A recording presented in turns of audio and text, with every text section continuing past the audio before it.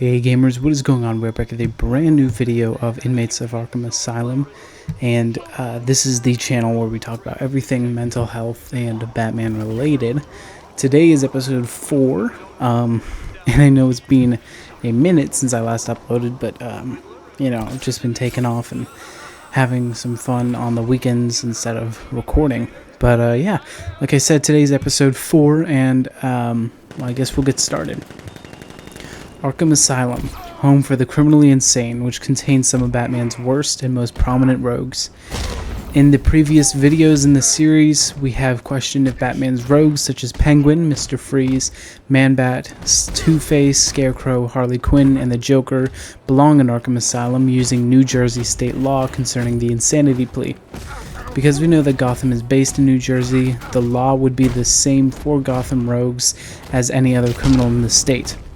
Today we will be discussing more of these rogues. However, if you have not seen the previous episodes, I would highly recommend viewing those before starting this one, as it both lays out the foundation of Arkham Asylum's history and also the New Jersey state insanity plea.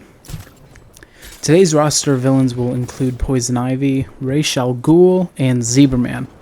Also, I would like if you guys suggested potential villains in the comments so that I have some idea of what you guys want to see in the series. Following the same format as the other videos, we will be looking at each individual villain's personal crimes / worst crimes and psychological assessments, showing evidence for their wrongdoings and for the conclusion of these assessments. In this video in particular, I kind of had to do my own assessments as I couldn't find psychiatrist definitions, not definitions, but assessments of the videos as I was able to in previous videos. In the previous video, we incarcerated King Tut and Mad Hatter into the asylum, as well in other episodes we've already done Clayface as well, so hopefully this week we'll be able to throw a few more people into the madhouse. So without further ado, let's get started. Poison Ivy. Pamela Isley, aka Poison Ivy, is a botanist turned eco-terrorist and plant-controlling powers and mind-controlling pheromones, a recurring inmate in Arkham Asylum in Batman continuity. After gaining her powers from a freak accident in the lab, Ivy chose to use her powers for the betterment of nature. While she's usually considered a villain to the Dark Knight, she's also being portrayed as a hero, such as in the Arkham Knight video game, where she gives her life to help the world recover from the cloudbursts that ravage the streets of Gotham. At the end of the day, much like Catwoman, it depends on the situation that she's in if she decides to act for evil or good. Ivy's worst crimes across Batman continuity include attempted mass murder in Arkham Asylum, Arkham City, Arkham Knight, Batman the Animated Series, and more. Terroristic threats as seen in Batman the Animated Series and Arkham Asylum. Assault with a deadly weapon as seen in Batman and Robin. Kidnapping as seen in Batman the Animated Series. Arson and murder in Batman Arkham Knight.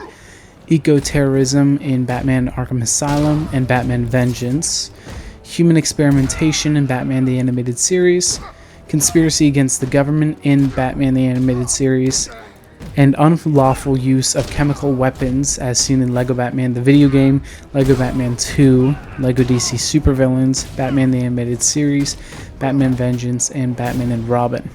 And by what I meant by that was, like, in some versions of the character, when she kisses someone, they get some kind of venom into their system and they die. That's what I meant by that. Once again, I couldn't find any psychological evaluations of Ivy by any doctors, and seeing as I'm not a doctor, don't take this list as definitive. However, with that being said, I believe that I've done the proper evaluation for each psychological assessment made for Ivy. Ivy seems to show traits of borderline personality disorder. This little rose would be extinct today if I hadn't saved my precious from those horrible bulldozers. The blood of those flowers are on his hands. Dissocial or antisocial traits.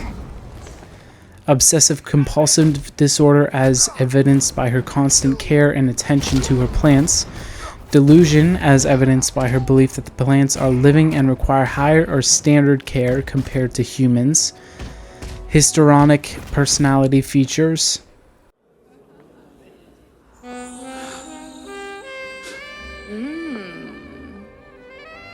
Why not send Junior home early? I've got some wild oats to sow. On the other hand, youth does have its advantages. Endurance, stamina. Forget the geriatric bat. Come join me. My garden needs tending. and trauma-related attachment issues. Ra's al Ghul. Ra's al Ghul is an extremely intelligent, centuries-old warrior and eco-terrorist who leads the League of Assassins. He seeks to purify the world by destroying what he sees as corrupt civilization, and often views Batman as a potential successor to his empire. Often viewing Gotham as the rotten apple of his eye, Ra's hopes to entice the Dark Knight in the purge of Gotham to restore the city to its former glory. Ra's worst crimes include eco-terrorism, as seen in Batman Begins, megacidal delusions in Batman Begins, terrorism in Batman Begins, obstruction of justice in Batman Begins, kidnapping, theft, attempted murder, and national security threats in Batman the Animated Series, and manipulation in Justice League of America comics. Once again, I couldn't find any psychological assessment of Ra's, so this is a personal assessment. Once again, take it with a grain of salt. Ra's seems to suffer from grandiose personality, obsessive ideal fixation, borderline OCD is what I put in the notes, because they kind of borderline obsessive ideal fixation would be like Ra's ideal that Gotham would be this shining light on the hill. Could possibly be an OCD trait to where that's all he's thinking about constantly. Narcissism, sociopathy, delusional moral absolutism, like no matter what, Gotham will become this, light on the hill. Impossible brain deterioration due to the effects of the Lazarus Pit. Zebraman. Zebraman is the name of several minor Batman villains, most famously Jacob Baker, a scientist whose body was altered to have magnetic powers and a striped appearance. His abilities allow him to attract and repel objects and people, a power he uses in his crimes before being defeated by Batman. Zebraman's worst crimes include theft in Batman 275, use of dangerous weapons, restless endangerment in the Zebraman Batman story, and custodial interference in the new 52 Arkham breakouts. Zebraman did not have a psychological assessment once again, so just like previously, don't take this assessment as scripture. Zebraman shows signs of obsessive compulsion, as shown in Batman 275, and possible narcissism as evidenced in Batman the Brave and the Bold. Now that each villain has been assessed, we can reach a conclusion on their insanity plea and see if they would be admitted to Arkham Asylum or not. Poison Ivy. Poison Ivy would likely be admitted to Arkham Asylum under New Jersey law due to her recurring portrayal as suffering from a severe mental disorder that impairs her moral reasoning, emotional regulation, and ability to conform her behavior to the law.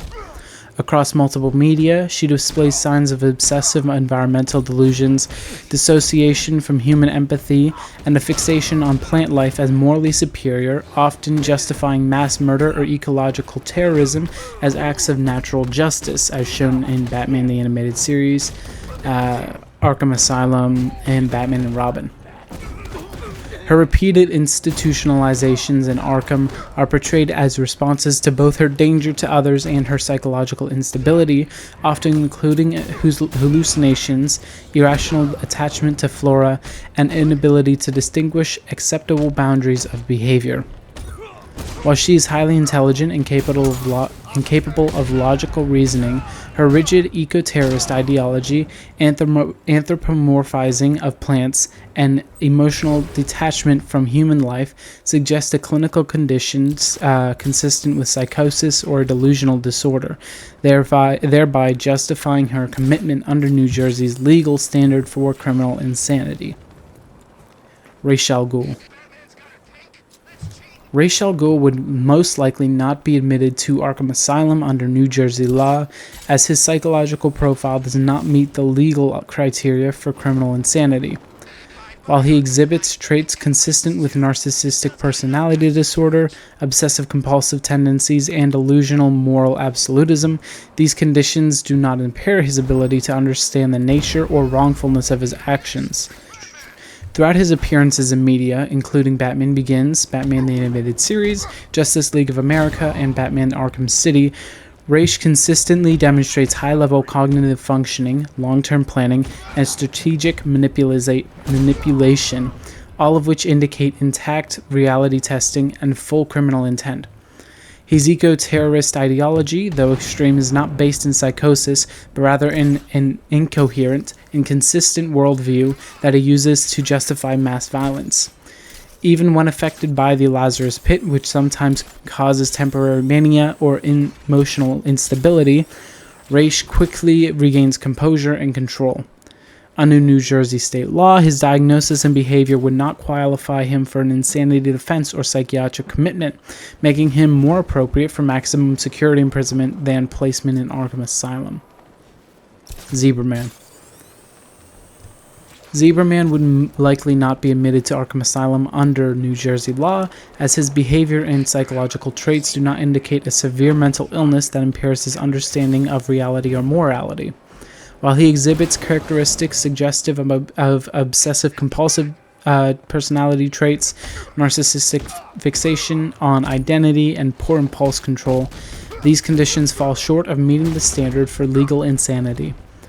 In his earliest appearances, Jacob Baker is portrayed as a scientist who intentionally exposes himself to experimental radiation and later uses a force field belt to commit robberies and evade capture that shows deliberate planning and awareness of criminal behavior. Later interpretations, such as in Batman Brave and the Bold, various Arkham continuity appearances portray him as a minor gimmick-based villain driven more by vanity and showmanship than by psychosis or delusion.